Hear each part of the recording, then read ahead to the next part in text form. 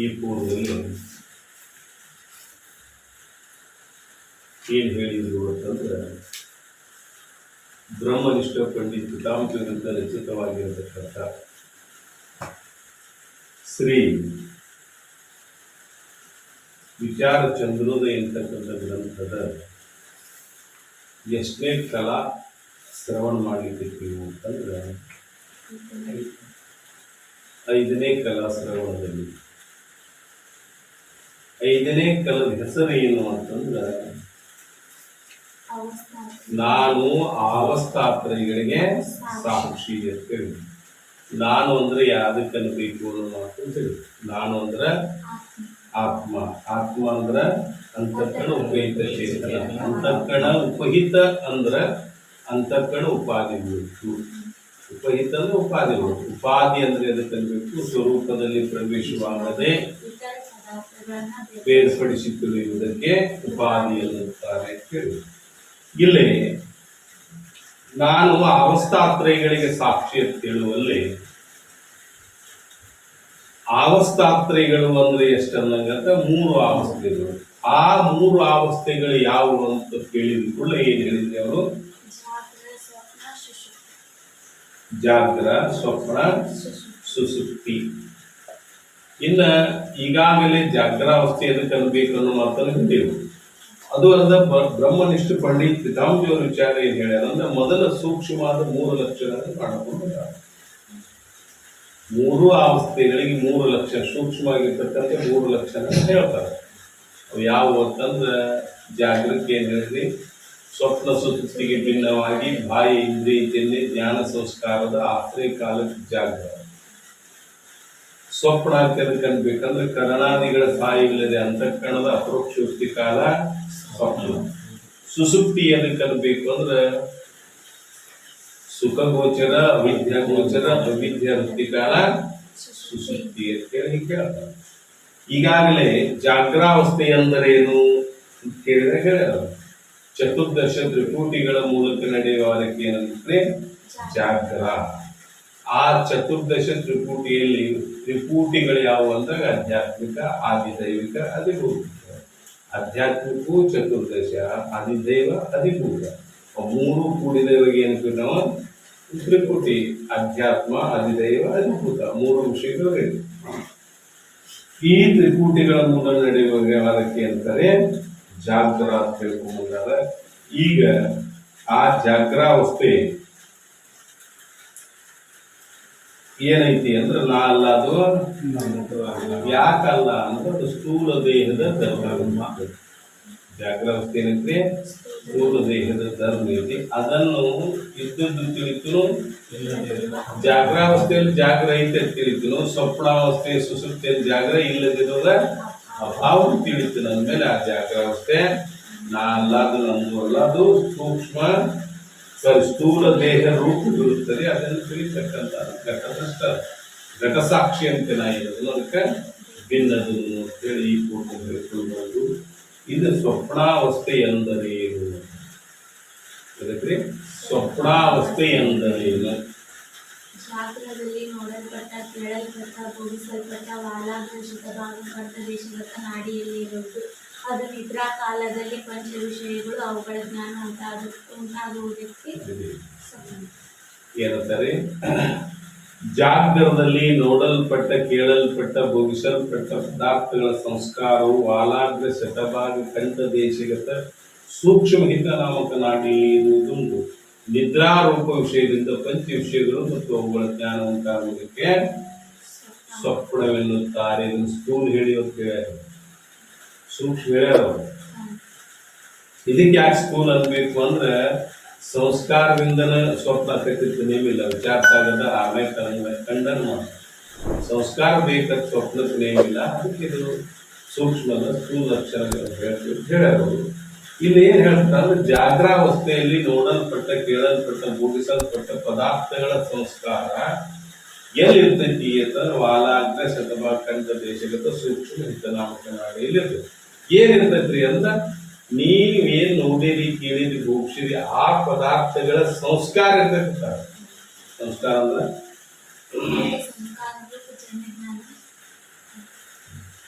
ಸಂಸ್ಕಾರ ಅಂದ್ರೆ ಸೂಕ್ಷ್ಮಾವಸ್ಥೆಗೆ ಸಂಸ್ಕಾರ ಅಂದ್ರೆ. ಅದಕ್ಕೆ ಉದಾಹರಣೆ ಕೊಡುವುದಾತಂದ್ರೆ ಬೀಜದಲ್ಲಿ ವೃಕ್ಷದ ಸೂಕ್ಷ್ಮದ ಅವಸ್ಥೆ ಇತ್ತು, ಸಂಸ್ಕಾರ ಇತ್ತು ಬೀಜದಲ್ಲಿ. ಅದಕ್ಕೆ ಸೂಕ್ಷ್ಮಾವಸ್ಥೆಗೆ ಅಂತಾನೆ ಸಂಸ್ಕಾರ ಅಂತಾರೆ. ಈ ಸಂಸ್ಕಾರಗಳು ಎಷ್ಟು ಅಂದ್ರೆ 3: ವೇಗ, ಭಾವನ. ಸಂಸ್ಕಾರಗಳು ಬರೀ ಶಾಸ್ತ್ರದಲ್ಲಿ 3 ಹೇಳ್ತಾರೆ: ವೇಗ, ಸ್ಥಿತಿಸ್ಥಾಪಕತ್ವ, ಭಾವನಾ ಅಂತಕ್ಕಂಥ ಸಂಸ್ಕಾರಗಳು. ವೇಗ ಸಂಸ್ಕಾರ ಹೆಂಗಿರ್ತೈತಿ ಅಂತಂದ್ರೆ ನಾವು ಹೇಳಿದ ಇದು ಬಿಲ್ ಅಂದ್ರೆ ಅದು ದೊಡ್ಡದಿರ್ತೈತಿ, ಅದು ಬೆಚ್ಚ ಬಾಣ ಬಿಡ್ತೀವಿ. ಆ ಬಿಲ್ಲಿನಿಂದ ನಾವು ಬಾಣ್ ಬಿಟ್ಟಿವಿ ಅಂತಂದ್ರೆ ಬಾಣ ಏನಾಗ್ತೈತಿ, ಅದು ಹೋಗ್ತೈತೆ.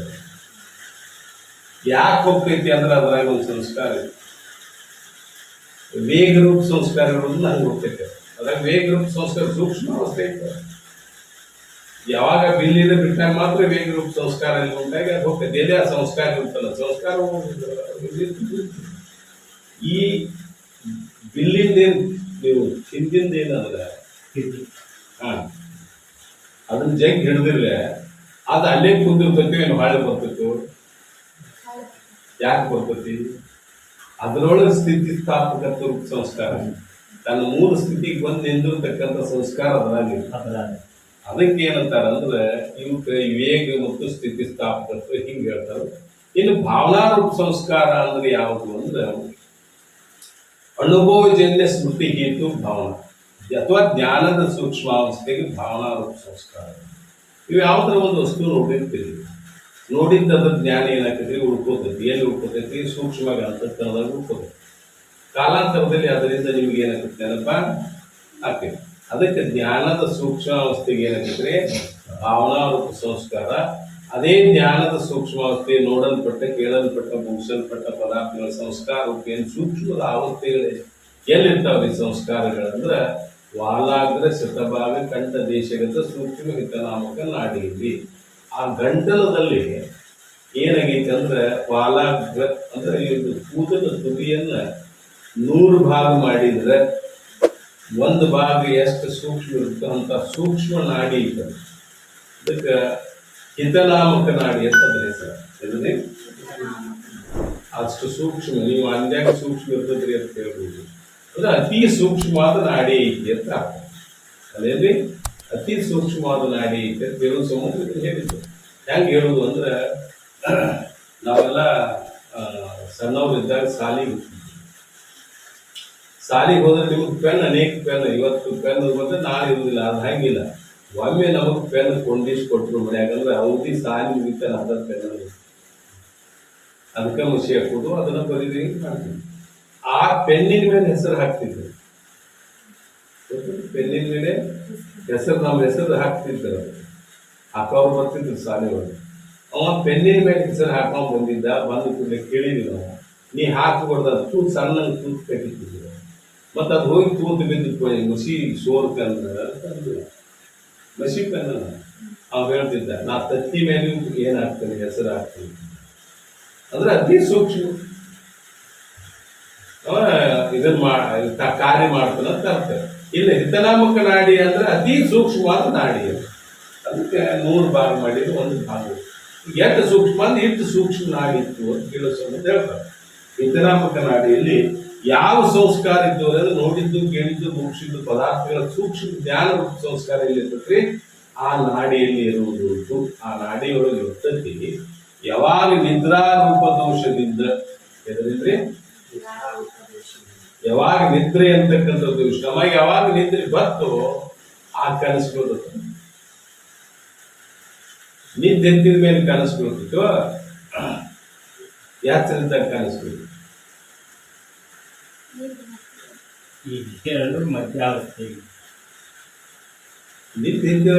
ನಿದ್ರಾ ದೋಷದಿಂದ ನಿದ್ರೆ ಇರ್ಲಿಕ್ಕಂದ್ರೆ ಕನಸು ಬಿಡೋದಿಲ್ಲ.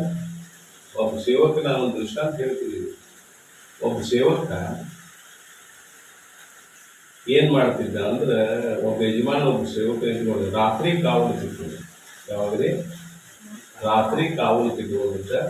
ಅವ ಮುಂಚೆನೆ ಮಾಲಕ್ಕೆ ಎಲ್ಲೇ ಒಂದು ಪಟ್ಟಣ ಬರ್ತಿದ್ದ. ಹೋಗ್ಕೊಳ್ಳಿ, ಸೇವಕ ಏನ್ ಮಾಡಿದ್ರು, ರಾತ್ರಿ ಇದ್ದಲ್ಲ, ರಾತ್ರಿ ಒಂದು ರೀತಿ ಮಾಡೋ ಕನಸು ಬಿಡ್ತೈತಿ.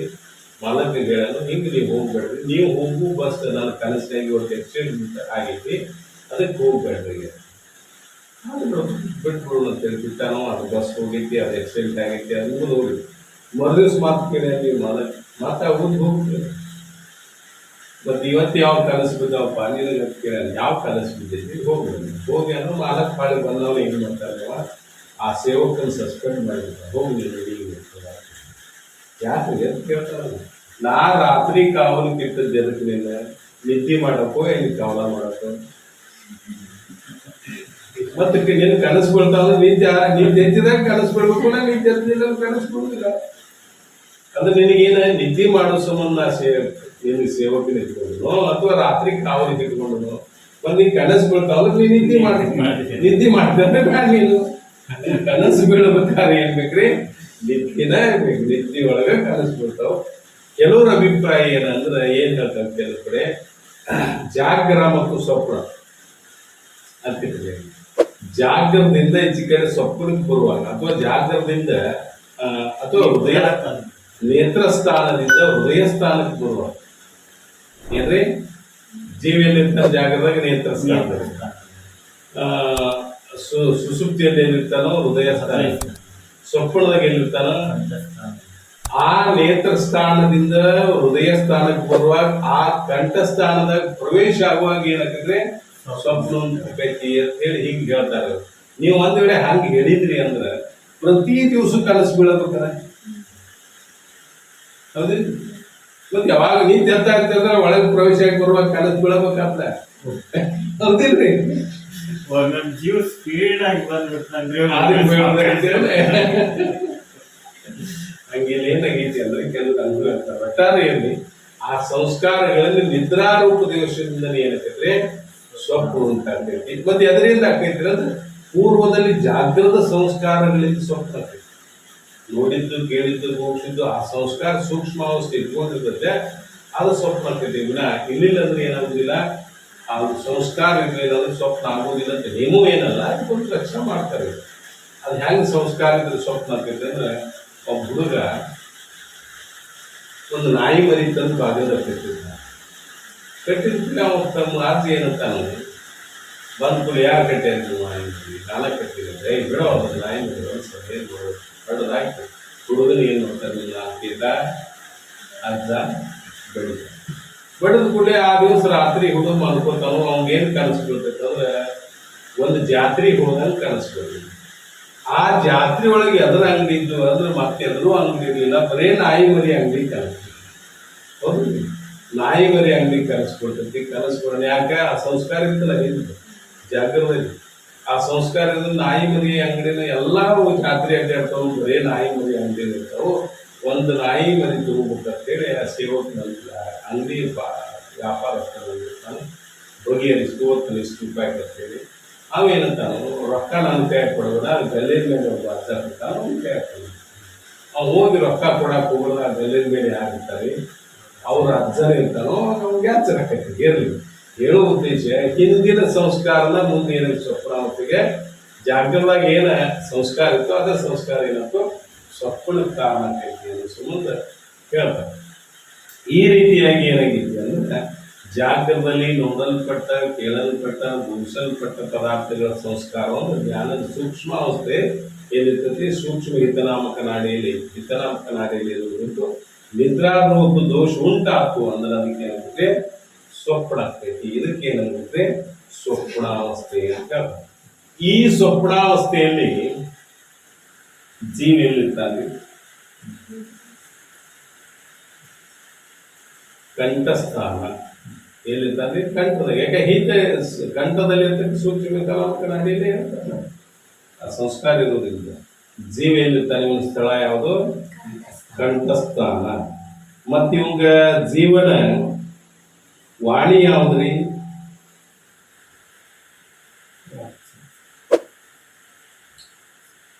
ಮಧ್ಯಮ ವಾಣಿ. ನೀವು ಕನಸಿನಾಗ ಪೂರ್ಣ ಮಾತಾಡ್ತಿರೋ ಅರ್ಮೂರ್ಣ ಮಾತಾಡ್ತಿರೋ? ಕನಸಿನಾಗ ಪೂರ್ಣ, ಜಾಗದಾಗ ಪೂರ್ಣ ಮಾತಾಡ್ತೀವಿ. ಕನಸಿನಾಗ ಅಂಜಿದಾಗ ಜಾಗದಾಗ ಆಗೋದು. ಅರ್ಮೂರ್ದ ಯಾವ್ದಾರ ಒಂದು ಸ್ವಲ್ಪ ಮುಂದಿತ್ತು ಅಂದ್ರೆ ಬತ್ತು ಎಕ್ದಮ್ ಬತ್ತು ಅಂದ್ರೆ ಆಗ ಅರ್ಮೂರ್ದ ಮಾತಾಡ್ತೀವಿ. ಹೌದು. ಭಯ ಉಂಟಾದಾಗ ಅರ್ಮೂರ್ದ ಪರಂತು ಯಾವತ್ತು ಜಾಗೃತ ತುಂಬ ಅರ್ಮೂರ್ದನ ಮಾತಾಡ್ತಲ್ಲ ಪೂರ್ಣನ ಮಾತಾಡ್ತೀರಿ. ಅದಕ್ಕೆ ಅಲ್ಲಿ ಪರಿಚಯ ಇದನ್ನ ವೈಖರಿ ವಾಚ್ಯ ಹೇಳ್ತಾರ. ಇಲ್ಲೇನ್ ಹೇಳ್ತಾರೆ ಮಧ್ಯಮ ವಾಣಿ. ಅರ್ಮೂರ್ದ ಮಾತಾಡೋದು ಏನ್ ಹೇಳ್ತಾರೆ ವಾಣಿ ಅಂತಾರೆ ಮಧ್ಯಮ ವಾಣಿ. ಮತ್ತು ಭೋಗ ಯಾವುದು ಅಂದ್ರೆ ಸ್ಥೂಲ ಭೋಗ, ಸೂಕ್ಷ್ಮ ಭೋಗ. ಇದು ಸೂಕ್ಷ್ಮ ಭೋಗ, ಎಲ್ಲ ಸೂಕ್ಷ್ಮ ಪದಾರ್ಥ ಇರೋದ್ರಿಂದ ಸೂಕ್ಷ್ಮ ಭೋಗ. ಶಕ್ತಿ ಯಾವ್ದ್ರಲ್ಲಿ ಜ್ಞಾನ ಶಕ್ತಿ. ಜ್ಞಾನ ಅಷ್ಟೇ ಇರ್ತದೆ, ಯಾವ ಕ್ರಿಯೆ ಬದಲಾವಣೆಗಳು ಇರುವುದಿಲ್ಲ. ಎಲ್ಲ ಪದಾರ್ಥಗಳಲ್ಲಿ ಏನ್ ಮಾಡ್ತಾರೆ ಜ್ಞಾನ ಅಷ್ಟೇ ಇರ್ತದೆ. ಗುಣ ಯಾವುದು ಸತ್ತು ಗುಣ. ಜ್ಞಾನ ಶಕ್ತಿ ಇದೆ ಸತ್ತ ಜ್ಞಾನ ಶಕ್ತಿ ಐತೆ ಅಂದ್ಮೇಲೆ ಗುಣ ಯಾವ್ದ್ರೆ ಸತ್ತು ಗುಣ. ಸತ್ತು ಗುಣಕ್ಕೆ ಏನು ಅರ್ಥ ಮಾಡ್ತೇವೆ, ಅದಕ್ಕೆ ಗುಣಕ್ಕೆ ಸತ್ತು ಗುಣಕ್ಕೆ ಲಕ್ಷಣ ಇಲ್ಲ, ಅದ್ರ ಪರಿಣಾಮನ ಹೇಳ್ತಾರೆ. ವೈರಾಗ್ಯ ಸಮಾಧಿಗಳು ಸಾತ್ವಿಕ ಗುಣ. ಅದೇ ಶ್ರೀಮನ್ ನಿಜವಂಶಗಳು ನೀತಿ ಕ್ರಿಯೆ ಆಚರಿಸಲ್ಲ ಒಂದು ಪದ್ಯ ಇರ್ತಾರೆ. ಸತ್ತು ಗುಣ ಅದಕ್ಕೆ ನಮ್ಮ ಕರುಣ, ವಿನಯ, ವಿರತಿ, ವಿವೇಕ, ವಿತರಣ, ದಮೆ, ಧೈರ್ಯ, ನಿಜ ನಿಜ ನಿಷ್ಠೆ, ಹಿಂಗೆಲ್ಲ ಸತ್ತು ಗುಣದ ಬಗ್ಗೆ ಬರೀತಾರೆ. ಈ ರೀತಿಯಾಗಿ ಇಲ್ಲಿ ಏನಾಗೈತೆ ಅಂದ್ರೆ ಯಾವ ಗುಣ ಇರ್ತದ್ರೆ ಸತ್ತು ಗುಣ. ಆದ್ರೆ ಕೆಲವರು ಇಲ್ಲಿ ರಜೋಗುಣ ಹೇಳ್ತಾರೆ. ಇಲ್ಲಿ ಏನ್ ಹೇಳ್ತಾರೆ ಅದೇ ಹೇಳಿ ಶ್ರೀಮನ್ ಯಜುಂಶಗಳ ಅನುಭವಸಾರಕ್ಕೆ ಹೋಗಿ ನೀವು ಹೋಗಿದ್ರಿ ಅಂದ್ರೆ ಜಾಗೃತದಾಗ ಸತ್ತು ಗುಣ ಹೇಳ್ತಾರೆ, ಸ್ವಪ್ನದಾಗ ರಜೋಗುಣ ಹೇಳ್ತಾರೆ, ಸುಸುಪ್ತಿ ತಮ್ಮ ಗುಣ ಹೇಳ್ತಾರೆ. ಆದ್ರೆ ಇವ್ರು ಏನ್ ಹೇಳ್ತಾರ ಅಂದ್ರೆ ಇಲ್ಲಿ ಪಂಡಿತ್ ದಾಮಜಿಯವರು ಸ್ವಪ್ನಾವಸ್ಥೆಗಿನ ಸತ್ತು ಗುಣ ಹೇಳ್ತಾರೋ ಅದಕ್ಕೆ ರಜೋಗುಣ ಹೇಳ್ತಾರೆ. ಯಾಕೆ ಇಲ್ಲಿ ಜ್ಞಾನ ಶಕ್ತಿ ಐತೆ ಇಲ್ಲಿ ಏನ್ ಹೇಳ್ತಾರೆ ಸತ್ತು ಗುಣ ಅಂತ ಹೇಳ್ತಾರೆ. ಇನ್ನು ಅಲ್ಲೇ ಸ್ವಪ್ನದ ಅಭಿಮಾನಿ ಜೀವಿ ಯಾರು ಎಲ್ಲಿರ್ತಾರಂದ್ರೆ ಕಂಠಸ್ಥಾನ, ಮಧ್ಯಮ ವಾಣಿ, ಜ್ಞಾನ ಶಕ್ತಿ, ಸತ್ತು ಗುಣ. ಇವನ ಹೆಸರೇನ ಹೌದಿಲ್ಲ. ಚಲಿಸಿ ಪರಿಯೊಳ ಹೊರಗಿದ್ದ ಕರಣ ಒಡಗಿ ವಾಸನೆ ಬೆಸಗಿದ್ದ ಮನದ ವ್ಯವಹಾರ ಕನಸಕ್ಕೂ ಅದರೊಳು ತೇಜಸ ಹೆಸರು. ಅದಕ್ಕೆ ಇವಂಗ ಏನಾಗಿ ಮನಸ್ಸಿನ ವ್ಯವಹಾರ ಇರ್ತದೆ. ಸ್ವಪ್ನದ ಅಭಿಮಾನ ಮಾಡ್ತಕ್ಕಂಥವ್ರಿಗೆ ಏನಾಗುತ್ತೆ ತೇಜಸ್ಸ ಅಂತ ಹೇಳಿ ಯಾರ ಹೆಸರ. ಜಾಗೃತ ಹೆಸರು ಏನಿತ್ತು ವಿಶ್ವ. ಈ ರೀತಿಯಾಗಿ ಸ್ವಪ್ನಾವಸ್ಥೆ ಹೇಳುವುದರಿಂದ ಏನ್ ಸಿದ್ಧ ಆಯ್ತು? ಈಗ ಏನ್ ಹೇಳಿದ್ರೆ ಅಂದ್ರೆ ಸ್ವಪ್ನಾವಸ್ಥೆಯನ್ನು ನಿಮಗೆ ಹೇಳಿದ್ರು. ಇದಕ್ಕೆ ಸ್ವಪ್ನ ಬೇಕು. ಸ್ವಪ್ನದಲ್ಲಿ ಜೀವ ಎಲ್ಲಿರ್ತಾನ ಅವನಿಗೆ ಸ್ಥಳ, ವಾಣಿ ಮೊದಲಾದವುಗಳನ್ನೆಲ್ಲವನ್ನು ಹೇಳಿದ್ರು. ಹೇಳುವುದರಿಂದ ಏನ್ ಸಿದ್ಧ ಆಯ್ತು, ಇದರಿಂದ ಏನ್ ಪ್ರಯೋಜನ, ಏನ್ ಸಿದ್ಧ ಆಯ್ತು ಅಂತ ಕೇಳಿದ್ರೆ ಅದು ಕೇಳ್ತಾರೆ. ಸ್ವಪ್ನಾವಸ್ಥೆ ಹೇಳೋದ್ರಿಂದ ಏನ್ ಸಿದ್ಧ ಆಯ್ತು ಅಂದ್ರೆ ಇಲ್ಲಿ ಜಾಗರ ಮತ್ತು ಸುಸುಪ್ತಿಯಲ್ಲಿ ಏನಿಲ್ಲ, ಸ್ವಪ್ನ ಇಲ್ಲ. ಜಾಗರದಾಗ ಸ್ವಪ್ನ ಐತೆ ಮತ್ತೆ ಅದು ಮೂರು ಅವಸ್ಥೆಗಳು 3 ಪ್ರಕಾರ ಮಾಡ್ಯಾರ. ಚಂದ್ರೋದಯ ಹದನಾದ ಕಲ್ಪುಲಿ ನೋಡಿರ್ಬೋದು. ಜಾಗರದಲ್ಲಿ ಜಾಗ್ರ, ಜಾಗರದಲ್ಲಿ ಸ್ವಪ್ನ, ಜಾಗರದಲ್ಲಿ ಸುಸುಪ್ತಿ, ಸ್ವಪ್ನದಲ್ಲಿ ಜಾಗರ, ಸ್ವಪ್ನದಲ್ಲಿ ಸ್ವಪ್ನ, ಸ್ವಪ್ನದಲ್ಲಿ ಸುಸುಪ್ತಿಯಲ್ಲಿ ಜಾಗರ, ಸುಸುಪ್ತಿಯಲ್ಲಿ ಸ್ವಪ್ನ, ಸುಸುಪ್ತಿಯಲ್ಲಿ ಸುಸುಪ್ತಿ. ಹಿಂಗ್ 3 ಅವಸ್ಥೆಗಳನ್ನು ಚಂದ್ರೋದಯದ 14 ಕಲ್ಪನೆ ಮಾಡ್ತಾರೋ. ಅವ್ರು ಹೇಳೋ ಸ್ವಪ್ನ ಅಲ್ಲೆಲ್ಲ ಜಾಗರದಲ್ಲಿ ಹೇಳೋದಲ್ಲ, ಅದು ಮನೋಕಲ್ಪಿತವಾದ ಸ್ವಪ್ನ ಹೇಳ್ತಾರೆ. ಈ ರೀತಿ ಉಂಟಾದ ನಿದ್ರಾರೂಪ ದೋಷದ ಸ್ವಪ್ನಗಳು ಅರ್ಥವಿಲ್ಲ. ಅದಕ್ಕೆ ಇಲ್ಲಿ ಏನಾಗೈತೆ ಅಂದ್ರೆ ಜಾಗ್ರಾವಸ್ಥೆಯಲ್ಲಿ ಏನಿಲ್ರಿ, ಜಾಗ್ರಾವಸ್ಥೆಯಲ್ಲಿ ಏನಿಲ್ಲ, ಜಾಗ್ರಾವಸ್ಥೆಯಲ್ಲಿ ಏನಿಲ್ಲ ಸ್ವಪ್ನ ಇಲ್ಲ. ಸುಸುಪ್ತಿಯಲ್ಲಿ ಸ್ವಪ್ನ ಐತೇನ್ರಿ? ಸುಸುಪ್ತಿಯಲ್ಲಿ ಸ್ವಪ್ನ ಐತೇನ? ಸುಸುಪ್ತಿಯಲ್ಲಿ ಏನಿಲ್ಲ, ಸ್ವಪ್ನ ಇಲ್ಲ. ಅಂದ್ರೆ ಜಾಗರ ಮತ್ತು ಸುಸುಪ್ತಿಯಲ್ಲಿ ಸ್ವಪ್ನ ಇಲ್ಲದ್ದು ತಿಳಿತೀವಿ ನಾವು, ಅಲ್ಲಿ ಇಲ್ಲದ್ದು ತಿಳಿತೀವಿ. ಮತ್ತು ಸ್ವಪ್ನದಾಗ ಸ್ವಪ್ನ ಇದ್ದದ್ದು ತಿಳಿತೀವಿ ನಾವು. ಸ್ವಪ್ನ ನೋಡ್ತೀರಿ, ಸ್ವಪ್ನ ಇದ್ದದ್ದು ತಿಳಿತೀರಿ. ಅಂದ್ಮೇಲೆ ಈ ಸ್ವಪ್ನಾವಸ್ಥೆ ಏನಲ್ಲ ಅದು ನಾ ಅಲ್ಲ, ಅದು ನಾ ಅಲ್ಲ. ಯಾಕಂದ್ರೆ ತಿಳಿತೇನೆ ನಾ ತಿಳಿತೇನೆ ಅಂದ್ಮೇಲೆ ನಾ ತಿಳಿಯುವ ವಸ್ತು ನಾ ಅಲ್ಲ, ತಿಳಿಸ್ಕೊಳ್ಳೋ ವಸ್ತು ತಿಳಿಯವಾಗುವಾಗಿಲ್ಲ, ನಾ ಅಲ್ಲ. ಮತ್ತ ಅದನ್ನ ಅಂದಾರ ಏನ್ರಿ, ನಿಂದು ಯಾಕಲ್ಲ? ಅದು ಸೂಕ್ಷ್ಮ ದೇಹದ ಧರ್ಮವಿರುತ್ತದೆ. ಎದರ ಧರ್ಮದ? ಸೂಕ್ಷ್ಮ ದೇಹ. ದೇಹ ಅಂದ್ರ ದೇಹ. ಮುಂದ ಸೂಕ್ಷ್ಮ ದೇಹ ಅಂದ್ರಿ ಪಂಚೀಕೃತ ಪಂಚಮಹಾಭೂತಗಳ 17 17 ತತ್ವಗಳಿಂದ ಒಳಗೂಡಿದೆ. ಹೌದೇನ್ರಿ? ಪಂಚೀಕೃತ ಪಂಚಮಹಾಭೂತಗಳು ಉಂಟಾದದ್ದು ಸ್ಥೂಲ ದೇಹ. ಪಂಚೀಕರಣ ಮಾಡದೇ ಇದ್ದ ಭೂತಗಳ ಹುಟ್ಟಿದ್ದು ಸೂಕ್ಷ್ಮ ದೇಹ. ಅದಕ್ಕೆ ಅಪಂಚೀಕೃತ ಪಂಚಮಹಾಭೂತಗಳ ಸಪ್ತದಶ ತತ್ವಗಳಿಂದೊಡಗೂಡಿದ್ದೆ. ಅದಕ್ಕೆ ಏನಿದ್ರೆ ಸೂಕ್ಷ್ಮ ದೇಹ. 17 ತತ್ವಗಳು ಯಾವಂದಾಗ 5 ಜ್ಞಾನೇಂದ್ರಿಯ, 5 ಕರ್ಮೇಂದ್ರಿಯ, ಪ್ರಾಣ ಪಂಚ ಮತ್ತು ಮನಸ್ಸು, ಬುದ್ಧಿ. ಅಲ್ಲಿ ನಾವು 4 ಹೇಳ್ಬೇಕು: ಮನ, ಬುದ್ಧಿ, ಚಿತ್ತ, ಅಹಂಕಾರ. ಮನಸ್ಸಿನಲ್ಲಿ ಚಿತ್ತನ್ನ, ಬುದ್ಧಿಯಲ್ಲೇ ಅಹಂಕಾರವನ್ನು ಅಂತರ್ಗತ ಮಾಡಿ ಏನ್ ಹೇಳ್ತಾರೆ 17. ಪಂಚ ಜ್ಞಾನೇಂದ್ರಿಯ ಇದು, ಪಂಚ ಕರ್ಮೇಂದ್ರಿಯ ಇದು, ಪಂಚ ಪ್ರಾಣ, ಮನಸ, ಬುದ್ಧಿ ಅಂತಕ್ಕಂಥ ಈ 17 ತತ್ವಗಳಿಂದ ಒಳಗೂಡಿದ್ದೆ ಸೂಕ್ಷ್ಮ ಶರೀರ. ಇದು ಸ್ವಪ್ನಾವಸ್ಥೆ ಎಲ್ಲಿ ಉಂಟಾಕೈತ? ಸೂಕ್ಷ್ಮ ಶರೀರದಲ್ಲಿ ಐತಿ. ಈ ಸ್ವಪ್ನಾವಸ್ಥೆ ಎದರದು ಅಂತ ಕೇಳಿದ್ರೆ ಸೂಕ್ಷ್ಮ ಶರೀರದ ಅದರ ಧರ್ಮ ಐತಿ ವಿನ ಅದೇನಲ್ಲ, ನಂದು ಅಲ್ಲ, ಅದು ನಾನು ಅಲ್ಲ, ಅದು ನಂದು ಅಲ್ಲ. ಅದನ್ನ ತಿಳಿಯತಕ್ಕಂಥ ನಾನು ಅದನ್ನ ತಿಳಿತೇನು ಅಂದ್ಮೇಲೆ ಹೆಂಗದಂತೆ ಸಾಕ್ಷಿ ಘಟದೃಷ್ಟ ಪುರುಷ ಅಥವಾ ನಾ ಘಟ ಸಾಕ್ಷಿ ಅಂತೆ. ಘಟ ನೋಡೋ ಘಟಕ್ಕೆ ಹೆಂಗ್ ಸಾಕ್ಷಿ ಸ್ವರೂಪ ಇರ್ತಾನೋ ಸಾಕ್ಷಿ ಅಂತೆ. ಅದಕ್ಕೆ ನಾನು ಭಿನ್ನನಾಗಿರುತ್ತೇನೆ. ಘಟ ಸಾಕ್ಷಿ ಅಂತೆ ಅಂದ್ರೆ ಸಾಕ್ಷಿ ಅಂದ್ರೆ ಹೇಳುದು ಅರೆ ಅವ್ ಹೆಂಗ ಅರಿಬೇಕು? ರಾಗ ದ್ವೇಷ ರಹಿತ. ರಾಗು ಇರಬಾರ್ದು, ಅದ್ರಾಗ ದ್ವೇಷ ಇರಬಾರ್ದು. ಹಿಂಗ್ ಘಟ ಸಾಕ್ಷಿ ಅಂತೆ ನಾ. ಅದಕ್ಕೆ ಏನಂದ್ರೆ ಭಿನ್ನದನು ಅಂತ ಹೇಳಿ ಹೇಳ್ತಾರ. ಇನ್ನ ಈ ರೀತಿಯಾಗಿ ಏನ್ ಹೇಳಿದ್ರೆ ಅಂದ್ರೆ ಸ್ವಪ್ನಾವಸ್ಥೆ. ಸ್ವಪ್ನಾವಸ್ಥೆ ಎದಕ್ಕೆ ಅನ್ಬೇಕು? ಸ್ವಪ್ನದಲ್ಲಿ ಜೀವನ, ಸ್ಥಾನ, ವಾಣಿ, ಶಕ್ತಿ, ಗುಣ ಮತ್ತು ಅವನ ಹೆಸರೇನ ಅದನ್ನು ತಿಳಿದ್ರಿಂದ ನಮ್ಮದು ಏನ್ ಸಿದ್ಧ ಆತು ಅಂತಂದ್ರೆ ಅವ್ರು ಏನ್ ಹೇಳ್ತಾರೆ, ಆ ಜಾಗರ ಮತ್ತು ಸುಸುಪ್ತಿಯಲ್ಲೇ ಇಲ್ಲದಿರುವುದನ್ನು ತಿಳಿತನು. ಅವು ಸ್ವಪ್ನಾವಸ್ಥೆ ಇದ್ದದ್ದು ತಿಳಿತನು. ತಿಳಿತನ ಅಂದ್ಮೇಲೆ ತಿಳಿತಕ್ಕಂಥ ನಾ ಏನಂದ್ರೆ ಘಟ ಸಾಕ್ಷಿ ಅಂತ ಹೇಳಕ್ಕೆ ಭಿನ್ನನಾಗಿರುತ್ತೇನೆ ಅಂತ ಹೇಳಿದ್ರು. ಇನ್ನ ಅವಸ್ಥೆ 3. ಇನ್ನೊಂದು ಅವಸ್ಥೆ ಯಾವ್ದ್ರೆ ಸುಸುಪ್ತಿ ಅವಸ್ಥೆ. ಅಂದ್ರೆ ಎದಕ್ಕೆ ಅನ್ಬೇಕಂತ ಹೇಳ್ತಾರೆ. ಅದಕ್ಕೆ ಸೂಕ್ಷ್ಮ ಸುಸುಪ್ತಿ ಅವಸ್ಥೆ ಲಕ್ಷಣ ಮಾಡ್ತಾರೆ. ಸೂಕ್ಷ್ಮ ಏನ್ ಮಾಡ್ಯಾರ ಹೇಳ್ರಿ? ಸುಖ ಗೋಚರ, ವಿದ್ಯಾ ಗೋಚರ, ವಿದ್ಯೆ ಮುಕ್ತಿ ಕಾಲವೇ ಸುಸುಪ್ತಿ. ಇಲ್ಲಿ ಸುಸುಪ್ತಿಗೆ ಏನ್ ಹೇಳ್ತಾರೆ ಸ್ಥೂಲವಾಗಿ? ಪುರುಷನು ನಿದ್ರೆಯಲ್ಲಿ ಮಲಗಿರುವಾಗ ಎಚ್ಚೆತ್ತ ಮೇಲೆ ಸುಸುಪ್ತಿಯಲ್ಲಿ ಅನುಭವಿಸಿದ ಸುಖ ಮತ್ತು ಅಜ್ಞಾನಗಳ ಸ್ಮೃತಿ ಉಂಟಾಗಿ ಹೀಗೆ ಹೇಳುತ್ತಾನೆ. ಸುಸುಪ್ತಿಯಿಂದ ಎಚ್ಚೆತ್ತ ಪುರುಷನು, ನಿದ್ರೆಯಿಂದ ಎಚ್ಚೆತ್ತ ಪುರುಷನು ಸುಸುಪ್ತಿಯಲ್ಲಿ ಅನುಭವಿಸಿದ ಸುಖ ಮತ್ತು ಅಜ್ಞಾನಗಳ ಸ್ಮೃತಿಯಿಂದ ಹೀಗೆ ಹೇಳುತ್ತಾನೆ, ನಾನು ಸುಖದಿಂದ ಮಲಗಿದ್ದೆ, ಏನನ್ನೋ ತಿಳಿಯಲಿಲ್ಲ ಅಂತೇಳಿ ಸಾಮಾನ್ಯ ಚೇತನ ಸಾಕ್ಷಿ ಪ್ರಕಾಶಕ ಸಾಕ್ಷಿ ಚೇತನದ ಅನುಭವ ಮತ್ತು ಬುದ್ಧಿ ವಿಲಯ ಅವಸ್ಥೆ. ಇದಕ್ಕೇನಂದ್ರೆ ಸುಸುಪ್ತಿ ಅಂತ ಹೇಳಿ. ಸುಸುಪ್ತಿಯಲ್ಲಿ ಬುದ್ಧಿ ಇರ್ತದೆ ಏನ್ರಿ? ಬುದ್ಧಿ ಏನಿರೋದಿಲ್ಲ, ಬುದ್ಧಿ ಗೇಡಾಗಿರ್ತಾನೆ ಅಂದ್ರೆ ಬುದ್ಧಿ ಇಲ್ಲ. ಹೌದು, ಬುದ್ಧಿ ಯಾವಾಗಿರ್ತತಿ? ಮತ್ತೆ ಸ್ವಪ್ನದಲ್ಲಿ ಇರ್ತೈತಿ. ಒಬ್ಬ ಮಾಸ್ತರ್ ಹೇಳ್ತಿದ್ದ, ನಮ್ಮ ಹುಡುಗೆಲ್ಲ ಭಾಳ ಶಾನ್ಯಾರಿ, ಕರೆ ನಿದ್ದೆ ಎತ್ತಿದ ಮೇಲೆ ಶಾಲಿತನ ಎಲ್ಲ ಇರೋದು ಬುದ್ಧಿ ಒಳಗೆ. ನಿದ್ದೆ ಎತ್ತಿದ ಮೇಲೆ ಗಪ್ಪಕ್ಕ ನಿಂತ್ರಿ ಗಪ್ಪಕ್ಕ. ಹಂಗ ಅವ್ನು ನಿಮ್ಮ ಹುಡುಗ ಶಾನೆ ಇಲ್ಲ, ನಿಮ್ಮ ಹುಡುಗ ಬುದ್ಧಿ ಅದರಿಂದ ನಿಮ್ಮ ಮನಸ್ಸು ಇರೋದಿಲ್ಲ, ಅದು ಬುದ್ಧಿನೇ ಇಲ್ಲ ಅಂತ ಏನು ಹೇಳತ್ತ. ಹಂಗಿಲ್ಲಿ ಏನಾಗೈತಿ ಅಂತಂದ್ರೆ ಸುಸುಪ್ತಿಯಿಂದ ಎಚ್ಚೆತ್ತ ಪುರುಷ ಎಲ್ಲಿ ಏನ್ ಮಾಡೋಣ ಅಂದ್ರೆ ಸುಸುಪ್ತಿ ಅವಸ್ಥೆಯಿಂದ ಎದ್ದ ಪುರುಷ ಏನಂತಾನು ಅಂದ್ರೆ ಅಲ್ಲಿ ಎದರ ಅನುಭವ ಮಾಡ್ಯ ಅಂದ್ರೆ ಸುಖ ಮತ್ತು ಅಜ್ಞಾನದ ಅನುಭವದಿಂದ. ಸುಸುಪ್ತಿಯವ್ರಿಗೆ ಎದರ ಅನುಭವ ಮಾಡ್ಯ ಅಂದ್ರೆ ಸುಖ ಮತ್ತು ಅಜ್ಞಾನದ ಅನುಭವ ಮಾಡ್ಯಾನ.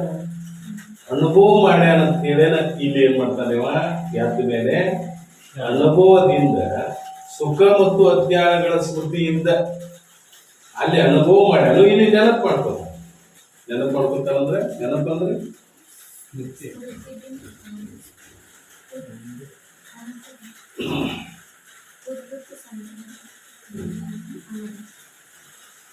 ಉದ್ಭೂತ ಸಂಸ್ಕಾರ ಮಾತ್ರ ಜನ್ಯ ಜ್ಞಾನ ಸ್ಮೃತಿ.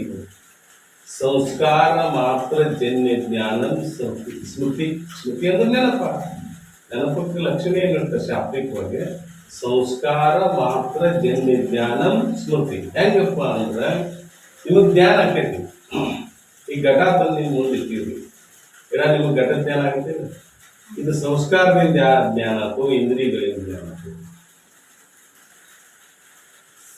ನಿಮಗೆ ಇಂದ್ರಿಯ ಮೊದಲಾದ ಸಾಧನಗಳಿಂದ ಜ್ಞಾನ ಆಯ್ತು. ಇದು ಕೇವಲ ಸಂಸ್ಕಾರದಿಂದ ಜ್ಞಾನ ಇಲ್ಲ. ಕೇವಲ ಸಂಸ್ಕಾರದಿಂದ ಹುಟ್ಟಿದ ಜ್ಞಾನಕ್ಕೆ ನಾವು ಸ್ಮೃತಿ ಅಂತೀವಿ ಅಂದ್ರೆ ಕೇವಲ ಹಾಕೋದಿಲ್ಲ. ಬರೀ ಸಂಸ್ಕಾರದಿಂದ ಹುಟ್ಟಿದ ಜ್ಞಾನಕ್ಕೆ ಸ್ಮೃತಿ. ಈಗ ಏನು ಸಂಸ್ಕಾರದಿಂದ ಕರ್ಬೇಕಂತ ಹೇಳಿಲ್ಲ, ನಾವು ನೋಡಿದ್ದು ಕೇಳಿದ್ದು ಏನಿರ್ತೈತಿ ಅಂತಕ್ಕಂಥ ಸೂಕ್ಷ್ಮ ಜ್ಞಾನ ರೂಪದಿಂದ ಇರುತ್ತೆ. ಅದು ಉದ್ಭೂತ ಆಗ್ಬೋದು. ಅದು ಹೆಂಗೆ ಉದ್ಭೂತ ಆಕೈತಿ ಅಂತಂದ್ರೆ, ಬಾಳೆಹಣ್ಣು ಹಾಕಿರ್ತಾರೆ. ಏನು ಹಾಕಿರ್ತಾರೋ ಹಣ್ಣು ಮಾಡಕ್ಕೆ ಹಾಕಿರ್ತಾರೆ. ಅದೇನು ಈಗಿನ ಕಾಲಕ್ಕೆ ಎಣ್ಣೆಗೆ ಇರ್ತಾರೋ ಆಗಿಲ್ಲ, ಅದಕ್ಕೆಲ್ಲ ಹಿಂಗೆ ಮಾಡಿ ಹಣ್ಣು ಗಾಡಿ ಬಿಡೋದು.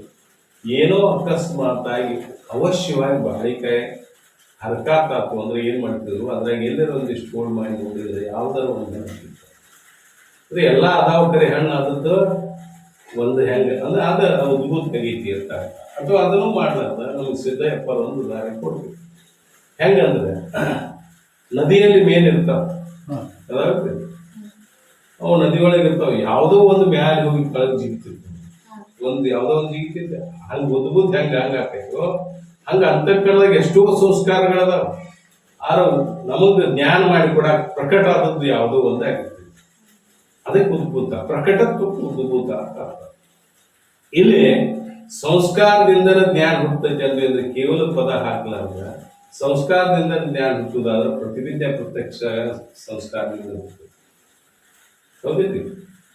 ಈಗ ಒಬ್ಬ ಅವಿದ್ಯಾ ಪ್ರತ್ಯಕ್ಷ ಅಂದ್ರೆ ಮೊದಲು ನೋಡಿದ್ರಿ ಕೇವಲ ಇಂದ್ರಿಯ ಜ್ಞಾನ ಆಗಿತ್ತು ಅವಿದ್ಯಾ ಪ್ರತ್ಯಕ್ಷ. ಮತ್ತೊಮ್ಮೆ ಅದು ಅದೇ ವಸ್ತು ನೋಡಿದಾಗ ಏನಕ್ಕೆ ಸಂಸ್ಕಾರ ಸಹಿತ ಇಂದ್ರಿಯ ಜ್ಞಾನ ಆಗತ್ತೆ. ನಿಮ್ಗೆ ಆಗ ಹೇಳಿದ್ನೆ ಹೆಂಗಂದ್ರೆ ಇಲ್ಲಿ ಮೂಡಲ್ಗಿ ಒಳಗೆ ಏನಿತ್ತು ಅಂದ್ರೆ ಒಂದು ಸರ್ಕಸ್ ಬಂದಿತ್ತು. ಆ ಸರ್ಕಸ್ದಾಗ ಅನೇಕ ಪ್ರಾಣಿಗಳಿದ್ದು, ಸಿಂಹ, ಹುಲಿ ಇವೆಲ್ಲ, ಆನೆ ಮೊದಲಾದವರು. ರಂಗಾಪುರ್ ಮುಂದೆ ಹಾಕಿದ್ರು ಮತ್ತೊಂದು ಕಡೆ ಅವ್ರು ಏನ್ ನೋಡಿದ್ರಿ ಸರ್ಕಸ್ ಮಾಡ್ಲಿಕ್ಕೆ ಹೊಂಟಿದ್ರು. ನೀವು ಮೂಡಲ್ಗಿ ಇರ್ಲಿಕ್ಕೆ ಮೊದಲು ನೋಡಿ ಬಂದಿರಿ ಸರ್ಕಸ್. ಅದು ಹಾಗೆ ಹೊಂಟಿತ್ತಂದ್ರೆ ನೀವೇನತ್ತೀರಿ, ಆ ಆನಿನ ಈ ಆನಿತ್ರಿ ಇದು ಇಂದ್ರಿಯ ಜೇನಿ ಜ್ಞಾನ ಅಷ್ಟಾಗಿತ್ತು, ಸಂಸ್ಕಾರ ಸಹಿತ ಇಂದ್ರಿಯ ಜೇನಿ ಆಗಿತ್ತು. ಇನ್ನು ನೋಡಿರ್ಲ ನೀವು ನೋಡಿದ ಸಂಸ್ಕಾರ ಆ ಅನ್ನೋದು ಸಂಸ್ಕಾರ, ಈ ಅನ್ನೋದು ಇಂದ್ರಿಯ ಜೇನಿ. ಆ ಆನಿನ ಈ ಆನಿ ಇಂದ್ರಿಯ ಜೇನಿ ಜ್ಞಾನಕ್ಕನ ನೀವು ಸ್ಮೃತಿ ಅಂದ್ರಿ ಅಂತ ಮತ್ತು ಪ್ರತಿವಿಜ್ಞಾ ಪ್ರತ್ಯಕ್ಷರು ಏನಾಗ್ಬಿಟ್ಟೈತಿ ಸ್ಮೃತಿ ಅನ್ನೋದಕ್ಕೈತಿ. ಆದ್ದರಿಂದ ಅಲ್ಲಿ ಅದನ್ನ ಕೈ ಬಿಟ್ಟು ಏನ್ ಹೇಳ್ತಾರೋ ಕೇವಲ ಇಂದ್ರಿಯ ಜನ್ಯ ಜ್ಞಾನಕ್ಕೆ ಸ್ಮೃತಿ ಅನ್ನೋದು. ಅದಕ್ಕೆ ಕೇವಲ ಇಂದ್ರಿಯ ಜನ್ಯ ಜ್ಞಾನಕ್ಕನ ಸ್ಮೃತಿ ಅಲ್ಲ. ಅದಕ್ಕೆ ಏನಾದ್ರು ಉದ್ಭೂತ ಸಂಸ್ಕಾರ ಮಾತ್ರ ಜನ್ಯ ಜ್ಞಾನ ಅಥವಾ ಸಂಸ್ಕಾರ ಮಾತ್ರ ಹಾಕೋದ್ರಿಂದ ಏನೈತಿ ಎಲ್ಲ ಹೋದು ಕೇವಲ ಈ ಸಂಸ್ಕಾರದಿಂದ ಅಷ್ಟೇ ಜ್ಞಾನ ಆಗ್ಬೇಕು. ಸಂಸ್ಕಾರದಿಂದ ಅಷ್ಟೇ ಜ್ಞಾನ ಆಗ್ಬೇಕಾದ್ರೆ ಹೆಂಗಾಕೈತ್ರಿ ಇದನ್ನ ಸ್ಮೃತಿ ಆಗುದ ಕೇವಲ ಸಂಸ್ಕಾರದಿಂದ ಆಕೈತಿ. ಹೌದಿಲ್ಲ? ಏನ್ರಿ ಆ ಸ್ಮೃತಿ ಆಗ್ಬೇಕಾದ್ರೆ ಕೇವಲ ಸಂಸ್ಕಾರ ಆಗ್ಬೇಕು. ಏನಾರ ಚಿಂತನೆ ಮಾಡಿದ್ರೆ ಆಕೈತಿ. ಅದು ಯಾವ್ದಾರ ಒಂದು ವಸ್ತು ನೋಡಿದ್ರೆ ಮತ್ತೊಂದು ವಸ್ತು ನೆನಪು ಬರ್ತೈತಿ. ಆದ್ರೆ ಆ ಸಂಸ್ಕಾರ ಉದ್ಭೂತ ಆಗಾಕ ನಿಮಿತ್ತ ಸಂಬಂಧ, ಸಾದೃಶ್ಯ, ಚಿಂತನೆಗಳು. ಯಾವುದೋ ಒಂದು ವಸ್ತು ಇಟ್ಟಿರ್ತೀರಿ, ಆಗ ಏನ್ ಮಾಡ್ತೀರಿ ನೀವು ವಿಚಾರ ಮಾಡ್ಲಿಕ್ಕೆ ಕೂತ್ಕೊಂಡು ಹೋಗಿ ಆ ಚಿಂತನದಿಂದ ಸಂಸ್ಕಾರ ಉದ್ಭೂತ ಆಗಕ್ಕೆ ಆ ಚಿಂತನ ಕಾರಣ, ಸ್ಮೃತಿ ಆಗಕ್ಕೆ ಚಿಂತನ ಕಾರಣ ಅಲ್ಲ, ಸಂಸ್ಕಾರ ಉದ್ಭೂತ ಮಾಡ್ಕೊಳಕ್ ಕಾರಣ. ಅಥವಾ ನೀವು ಯಾವುದೋ ಒಂದು ಸಂಬಂಧ ಅವ್ರ ತಂದೆ ನೋಡಿದ್ರಿ, ಅವ್ರ ಮಗನ್ ನೆನಪೈತಿ, ಸಂಬಂಧ ತಂದೆ ನೋಡಿದ್ರೆ ಮಗನ್ ನೆನಪೈತಿ ಸಂಬಂಧದಿಂದ. ಅಥವಾ ಸಾದೃಶ್ಯದಿಂದ ಯಾರ ಒಬ್ಬ ಸಾಧು ನೋಡಿದ್ರಿ ಅಂದ್ರೆ ಮತ್ತೊಬ್ಬ ಸಾಧು ನೆನಪಕ್ಕ. ಇದೆಲ್ಲ ಉದ್ಭೂತ ಆಗಕ್ಕೆ ಏನಾಗ್ಯಾವ್ರಿ ಕಾರಣಗಳಿರ್ತಾವ. ಆದ್ರೆ ಸ್ಮೃತಿ ಜ್ಞಾನ ಉಂಟಾಗೋದು ಕೇವಲ ಸಂಸ್ಕಾರದಿಂದಲೇ ಉಂಟಾಗ. ಅದಕ್ಕೆ ಸಂಸ್ಕಾರ ಮಾತ್ರ ಜನ್ಯ ಜ್ಞಾನ ಸ್ಮೃತಿ. ಅಂದ್ರೆ ಸಂಸ್ಕಾರದಿಂದ ಹುಟ್ಟು ಜ್ಞಾನ ಪೂರ್ವದಲ್ಲಿ ಅನುಭವ ಮಾಡಿದ್ರೆ ಹುಟ್ಟುತ್ತೋ, ಅನುಭವ ಮಾಡಲಿಲ್ಲ ಅಂದ್ರೆ ಹುಟ್ಟುದಿಲ್ಲೋ. ಅನುಭವ ಮಾಡಲಿಲ್ಲ ಅಂದ್ರೆ ಆ ಶ್ರೀಮನಿ ಜೀವಶಿಗಳು ಬರ್ತಾರೆ ಅನುಭವ ಸಾಲ. ಅನುಭವಿಸದ ನೆನವಲ್ಲಿ ಕಳವಲ್ಲ ಎನಿಪದರಿಂದಲೇ ತಾನಲ್ಲಿ ಬಲ್ಲ. ಸುಸುಪ್ತಿ ಅವಸ್ಥೆಯೊಳಗೆ ನೀ ಯಾಕೆ ಹೇಳ್ತೀವಿ ಅಂದ್ರೆ ಅನುಭವಿಸದ ನೆನವಲ್ಲಿ ಕಳವಲ್ಲ, ಅನುಭವಿಸದ ನೆನಪಾಗುದಿಲ್ಲ. ಅನುಭವಿಸ್ಯಾನಂತನ ಅವ ಏನ್ ಹೇಳಾಕ್ತಾನೆ ಆದ್ಮೇಲೆ ನಾ ಏನನ್ನು ತಿಳಿಯಲಿಲ್ಲ ಸುಖದಿಂದ ಮಲಗಿದ್ದೆ ಅಂತ ಯಾಕೆ ಹೇಳ್ತಾನಂದ್ರ ಸುಸುಪ್ತಿಯಲ್ಲಿ ಅನುಭವಿಸಿದ ಸುಖ ಮತ್ತು ಅಜ್ಞಾನಗಳ ಏನ್ ಮಾಡ್ತಾನೆ ಇವ ಸ್ಮೃತಿ ಮಾಡ್ಕೊಂಡು ಹೇಳ್ತಾನೆ.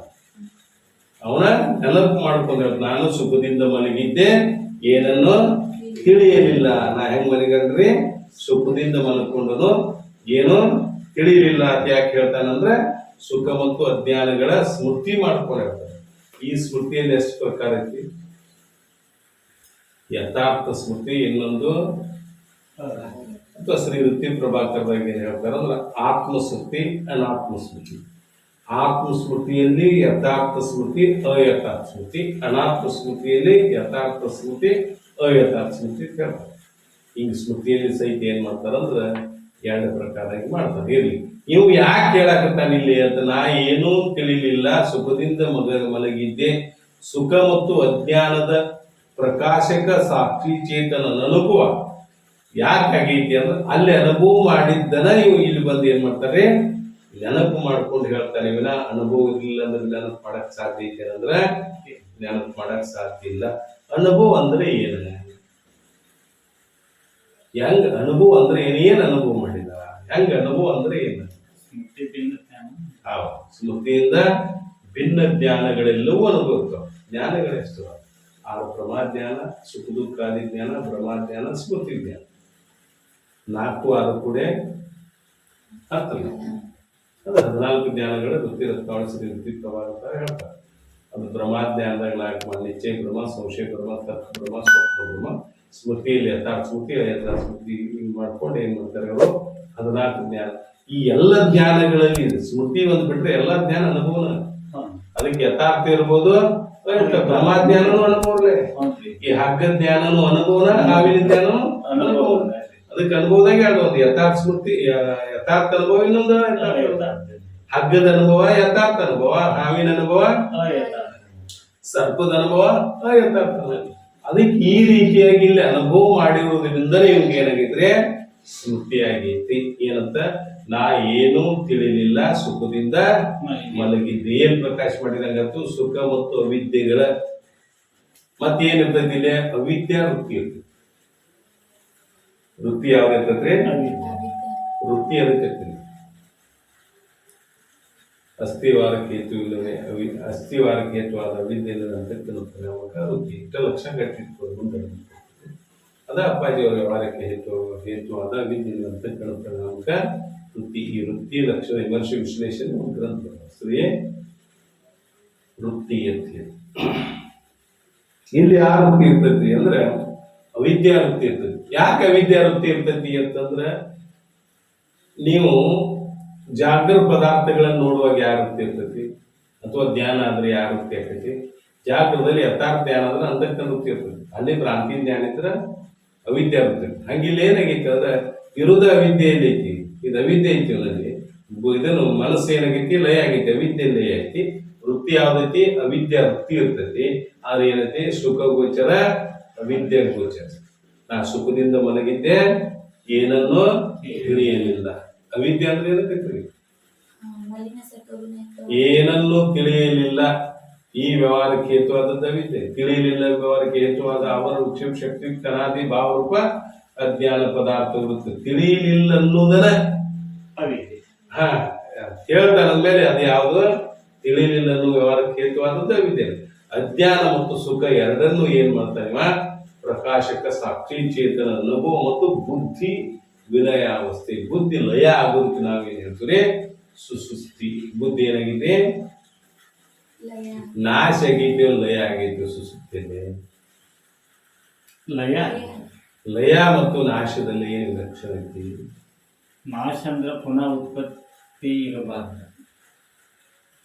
ಉತ್ಪತ್ತಿ ಆಗ್ಬೋದಲ್ಲ, ಅದಕ್ಕೆ ಸಂಬಂಧ ಹೌದಿಲ್ಲ?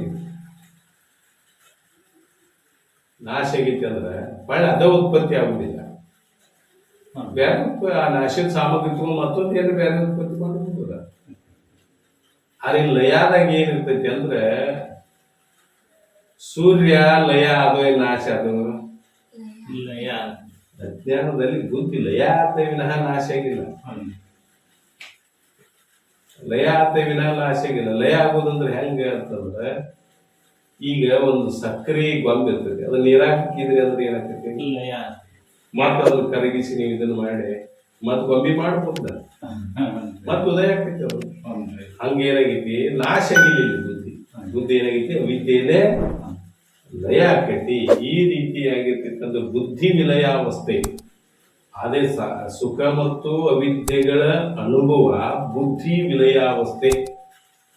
ಸಾಮಾನ್ಯ ಸಾಕ್ಷಿ ಪ್ರಕಾಶಕದ ಅನುಭವ ಮತ್ತು ಬುದ್ಧಿ ವಿಲಯಾವಸ್ಥೆಗೆ ಏನಂದ್ಬಿಟ್ಟು ನಾವು ಸುಸುಪ್ತಿ ಅಂತ ಹೇಳ್ತಾರೆ. ಆ ಸುಸುಪ್ತಿ ಒಳಗೆ ಜೀವ ಎಲ್ಲಿರ್ತಾನೆ, ಅದೇ ಸ್ಥಾನ. ಜೀವ ಎಲ್ಲಿದಾರ್ರಿ, ಅದೇ ಸ್ಥಾನ. ಹೇಳಿದ್ರಿ. ಜಾಗದಾಗ ಜೀವ ಎಲ್ಲಿರ್ತಾನ, ನೇತ್ರ. ಸ್ವಪ್ನದಾಗ ಎಲ್ಲಿರ್ತಾನ, ಸುಸುಪ್ತಿಯಲ್ಲಿ ಎಲ್ಲಿರ್ತಾನೆ, ಹೃದಯ ಸ್ಥಾನ. ಜೀವ ಎಲ್ಲಿರ್ತಾನ ಅಂದ್ರೆ ಹೃದಯ ಸ್ಥಾನದಾಗ ಇರ್ತಾನ. ಮತ್ ಇವು ವಾಣಿ ಏನೈತಿ, ಏನ್ರಿ, ಪೂರ್ಣ ವಾಣಿನೇ ಇಲ್ಲಿ ಮಾತಾಡ್ತಾರಲ್ರಿ. ನಿಂತ ಎತ್ತಿದಾಗ ಮಾತಾಡ್ತಾನಂದ್ರ ಕನಸು ಬಿದ್ದಾಗಿರ್ತದೆ. ನಿಂತ ಎತ್ತಿದಾಗ ಮಾತಾಡ್ತಾನಂದ್ರ ಕನಸು ಬಿದ್ದು ಮಾತಾಡ್ತಾನ, ನಿದ್ದೆ ಒಳಗೆ ಮಾತಾಡ ಹೌದಿಲ್ರಿ. ಅಲ್ಲಿ ಏನ್ರ ವಾಣಿ ಐತಿ ಅನ್ನಂದ್ರ ಇಲ್ಲ. ಬೇಕಾದಕ್ಷ ಬಾಳ ಶಾಣೆ ಅದರಿ, ಬಾಳ ಜೋರ್ದಾರ್ ಮಾತಾಡ್ತಾನಂದ್ರ ಏನ್ ನೀ ಕನಸಿನಾಗ ನಿದ್ದೆ ಆಗ್ಬಿಡಿ, ಹತ್ತದಾಗ ಆಗ್ತಲ್ಲ. ನಿದ್ದಾಗ ಏನಾರ ಮಾತಾಡಕ್ ಬರ್ತೇನಂದ್ರ ಮಾತಾಡಕ್ ಬರುದಿಲ್ಲ. ಪಚ್ಚಂತಿ ವಾಣಿ. ಇಲ್ಲಿ ಭೋಗ ಯಾವ್ದೈತ್ರಿ, ಆನಂದ ಭೋಗ. ಸುಖದ ಭೋಗ ಐತಿ, ಆತ್ಮ ಸುಖದ ಆನಂದದ ಭೋಗ ಐತಿ. ಆನಂದ ಅಂದ್ರೆ ಪರಮಾನಂದ. ಅಥವಾ ಎಲ್ಲವನ್ನ ಆರೈಕೆ ನೋಡುವುದೇ ನೆನೆಸಿ, ಸ್ನೇಹವನ್ನು ನೆನೆಸಿ ತಲೆಗತ್ತಿನ ಸುಖ ಅಥವಾ ಪ್ರತಿಕೂಲವಿರಲಿ ಈ ಆನಂದ ಇದೆ ಹೇಳುವಂಗಿಲ್ಲ. ಬ್ರಹ್ಮಾನಂದ ಇರ್ತೈತಿ. ಅನುಕೂಲ ಪ್ರತಿಕೂಲವಿದೆ ಹೇಳುವಂಗಿಲ್ಲ. ಇಲ್ಲಿ ಬ್ರಹ್ಮಾನಂದ ಅಂದ್ರೆ ಆತ್ಮನ ಆನಂದ ಇರ್ತೈತಿ. ಆತ್ಮನ ಆನಂದ ಈ ಭೋಗ ಐತೆ, ಆನಂದ ಭೋಗ. ಶಕ್ತಿ ಯಾವ್ದೈತ್ರಿ, ದ್ರವ್ಯ ಶಕ್ತಿ. ದ್ರವ್ಯ ಅಂದ್ರೆ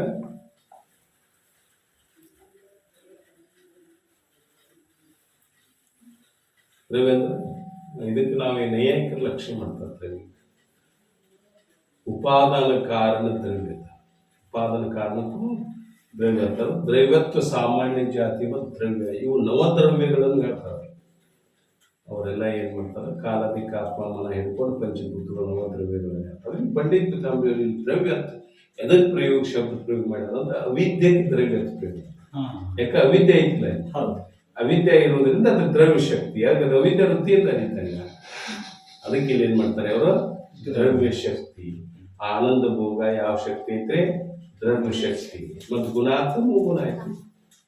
ಯಾವ್ದೈತ್ರಿ, ತಮೋ ಗುಣ ಐತಿ.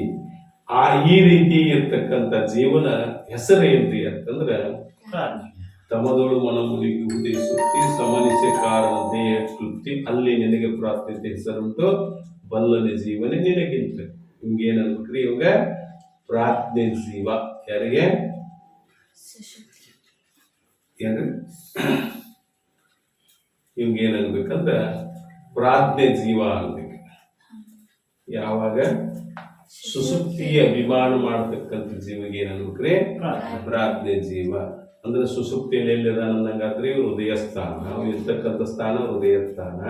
ಮತ್ತೆ ಎಂತ ವಾಣಿರಿ, ಪಚ್ಚಂತಿ ವಾಣಿ. ಅಂದ್ರೆ ಒಟ್ಟ ವಾಣಿನೇ ಇಲ್ಲ ಅಲ್ಲಿ, ಪಚ್ಚಂತಿ ವಾಣಿ. ಅಲ್ಲಿ ಯಾವ ಗುಣ ಐತ್ರಿ, ತಮೋ ಗುಣ ಐತಿ. ಶಕ್ತಿ ಯಾವ್ದೈತಿ, ದ್ರವ್ಯ ಶಕ್ತಿ ಐತಿ. ಮತ್ ಇವನ ಹೆಸರೇನ, ಅಭಿಮಾನ ಮಾಡ್ತಕ್ಕಂಥ ಜೀವನ ಹೆಸರೇನ್ರಿ, ಪ್ರಾಜ್ಞೆ ಜೀವ ಅಂತ ಹೇಳಿ ಈ ರೀತಿಯಾಗಿ ಏನ್ ಹೇಳ್ತಾರಂದ್ರೆ ಸುಸುಪ್ತಿಯಲ್ಲೇ ಜೀವನನ್ನ ಹೇಳ್ತಾರೆ. ಈ ರೀತಿ ಜೀವನ ಅಭಿಮಾನ ಮಾಡೋದನ್ನ ಹೇಳ್ತಾರೆ. ಇನ್ನ ಈ ಸುಸುಪ್ತಿ ಅವಸ್ಥೆಗೆ ಎಷ್ಟು ದೃಷ್ಟಾಂತ ಕೊಡ್ತಾರೆ ಅಂದ್ರೆ 4 ದೃಷ್ಟಾಂತಗಳನ್ನು ಇಲ್ಲಿ ಹೇಳ್ತಾರೆ. ಸುಸುಪ್ತಿ ಅವಸ್ಥೆ ನಿಮ್ಗೆ ತಿಳಿಯೋ ಸಂಬಂಧ ಏನ್ ಮಾಡ್ತಾರೆ, 4 ದೃಷ್ಟಾಂತಗಳಲ್ಲಿ ಹೇಳ್ತಾರೆ. ದೃಷ್ಟಾಂತ ಅಂದ್ರೆ ಅದಕ್ಕೆ ದೃಷ್ಟಾಂತ. ದೃಷ್ಟಾಂತ ಹೆಂಗಿರ್ಬೇಕು ಅಂದ್ರೆ ಹೇಳಂಬ ಗೊತ್ತಿರ್ಬೇಕು, ಹೇಳಂಬ ಗೊತ್ತಿಲ್ಲದ ಹೇಳಿದ್ರೆ ಹೆಂಗ ಗೊತ್ತಿಲ್ಲ. ದೃಷ್ಟಾಂತ ವಾದಿ ಆಗ್ಲಿ ಪ್ರತಿವಾದಿ ಆಗಲಿ ಇಬ್ಬರಿಗೆ ಗೊತ್ತಿದ್ದ ವಿಷಯ ಹೇಳಿ ಗೊತ್ತಿಲ್ಲದ ವಿಷಯವನ್ನು ತಿಳಿಸೋಕ್ ದೃಷ್ಟಾಂತ. ದೃಷ್ಟಾಂತದಿಂದ ತಿಳಿಯೋದಕ್ಕೆ ಏನಂತೀನೋ ದಾಷ್ಟಾಂತ. ಅದ ಹೇಳಿದ್ಲೆ ನಿಮ್ಗೊಮ್ಮೆ ನಮ್ಮ ಶಂಭುಲಿಂಗ ಅಪ್ಪಾಜಿಯವ್ರು ಏನ್ ಹೇಳಿದ್ರು ಅಂದ್ರ ಭಕ್ತಿ ಅಂದ್ರೆ ಎದಕ್ಕೆ ಅನ್ನಬೇಕು, ಪ್ರೀತಿಗೆ ಭಕ್ತಿ ಅಂತಾರ.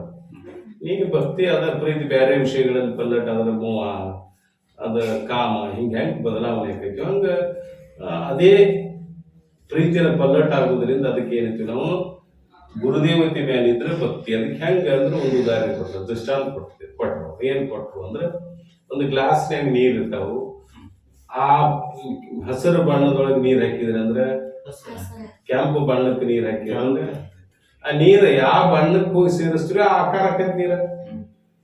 ಹಿಂಗಂತ ಹೇಳಿದ ಕೂಡ ಅಲ್ಲಿ ನಮ್ಮಲ್ಲಿ ಕೇಳ್ತಕ್ಕಂಥ ಕೆಲವು ಜನ ಏನಂದ್ರು, ಹೊಲಕ್ಕೆ ಹೊಂಟಿದ್ ಮುಂಜಾನೆ ಅಂತ ಒಂದಿಷ್ಟು ಹಿರಿಯರು ಕರೆದ ನಾನು ಬಾಯಿ, ನಿಮ್ ಶಂಭುಲಿಂಗರು ಏನ್ ದೊಡ್ಡ ಶಾಣೆ ಅನ್ನೋದು ಅಂದ್ರು. ಯಾಕ್ರಿಪ್ಪ ಅಲ್ಲೋ ಬನ್ನಿ ಯಾವ ಬಣ್ಣಕ್ಕೆ ನೀರ್ ಹಾಕಿದ್ರೆ ಆ ಬಣ್ಣ ಆಕೈತಿ ಅನ್ನೋದು ನಮ್ಗೆ ಗೊತ್ತಿಲ್ಲ ಅಂದ್ರು.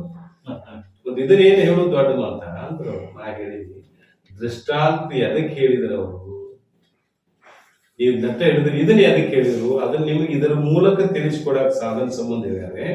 ಅದಕ್ಕೆ ದೃಷ್ಟಾಂತ ಹೆಂಗಿರ್ತೈತೆ ಅಂದ್ರೆ ದ್ರಾಷ್ಟಾಂತವನ್ನು ತಿಳಿಸ್ಕೊಡೋ ಸಂಬಂಧ ದೃಷ್ಟಾಂತ ಹೇಳ್ಬೇಕು. ಆ ದೃಷ್ಟಾಂತ ಹೆಂಗಿರ್ಬೇಕ್ರೆ ಅಂದ್ರೆ ವಾದಿಗೆ ಗೊತ್ತಿರ್ಬೇಕು, ವಾದಿಗೆ ಗೊತ್ತಿರ್ಬೇಕು. ಇದ್ದದ್ದನ್ನ ಹೇಳಿ ಅದರ ಮೂಲಕ ಗೊತ್ತಿಲ್ಲದನ್ನು ತಿಳಿಸೋದಕ್ಕೆ ಅಂತಾರೆ ದ್ರಾಷ್ಟಾಂತ ಅಂತ ಹೇಳ್ತಾರ. ಈ ರೀತಿಯಾಗಿ ಏನಾಗೈತಿ ಅಂತಂದ್ರೆ ಇಲ್ಲಿ ಏನ್ ಮಾಡ್ತಾರೋ ಅಂತಂದ್ರೆ ಅವರು ಸ್ವಪ್ನಾವಸ್ಥೆಗೆ ಎಷ್ಟು ದೃಷ್ಟಾಂತ, ಸುಸುಪ್ತಿ ಅವಸ್ಥೆಗೆ ಎಷ್ಟು ದೃಷ್ಟಾಂತ ಕೊಡ್ತಾರೆ ಅಂದ್ರೆ 4 ದೃಷ್ಟಾಂತ ಕೊಡ್ತಾರೆ. ಯಾವ ಅಂದ್ರೆ ಮೊದಲೇದ್ದು ಬಾವಿಯಲ್ಲಿ ಬಿದ್ದಿರ್ತಕ್ಕಂಥ ಪುರುಷ, ಬಾವಿಯಲ್ಲೇ ಒಡವೆರೆಸಲು ಕೂಪದೆಡೆಯಲ್ಲಿ ಮುಳುಗಿದೆವ, ಒಡವೆ ಉಂಟಿಲ್ಲದನ್ನು ಎದ್ದೊಡನೆ ಹೇಳಲವಲ್ಲದಂತೆ ಅನುಭವಿಸಾರ್ದ ಹೇಳ್ತಾರೆ.